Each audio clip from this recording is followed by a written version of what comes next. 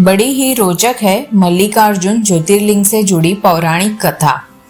आंध्र प्रदेश में कृष्णा नदी के तट पर दक्षिण का कैलाश कहे जाने वाले श्रीशैल पर्वत पर श्री मल्लिकार्जुन ज्योतिर्लिंग स्थित है।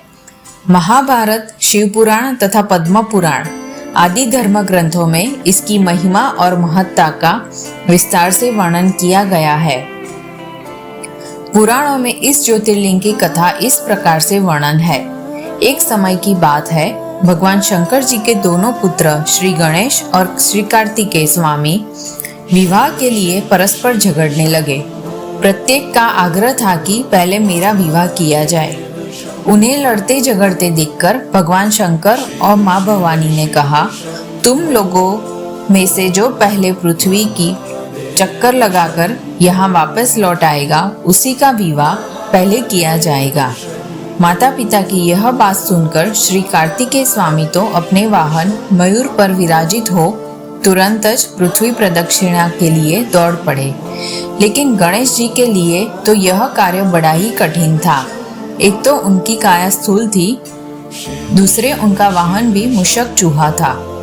भला वे दौड़ में स्वामी कार्तिकेय की बराबरी किस प्रकार कर पाते।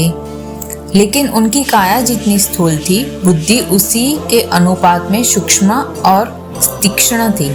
उन्होंने अविलंब पृथ्वी की परिक्रमा का एक सुगम उपाय खोज निकाला। सामने बैठ माता पिता का पूजन करने के पश्चात उनकी 7 प्रदक्षिणाएं करके उन्होंने पृथ्वी प्रदक्षिणा का कार्य पूरा कर लिया। उनका यह कार्य शास्त्रानुमोदित था।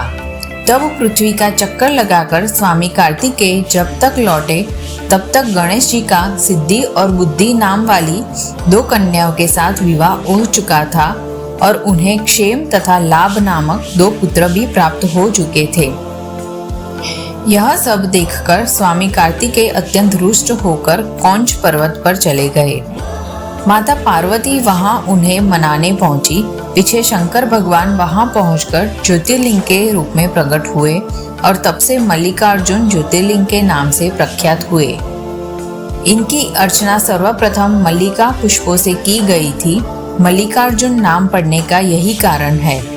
एक दूसरी कथा यह भी की जाती है, इस शैल पर्वत के निकट किसी समय राजा चंद्रगुप्त की राजधानी थी। किसी विपत्ति विशेष के निवारणार्थ उनकी एक कन्या महल से निकलकर इस पर्वतराज के आश्रम में आकर यहाँ के गोपों के साथ रहने लगी। उस कन्या के पास एक बड़ी ही शुभ लक्षणा सुंदर श्यामा गौ थी। उस गौ का दूध रात में कोई चोरी से दूह ले जाता था। एक दिन संयोगवश उस राजकन्या ने चोर को दूध दोहते हुए देख लिया और क्रुद्ध होकर उस चोर की ओर दौड़ी।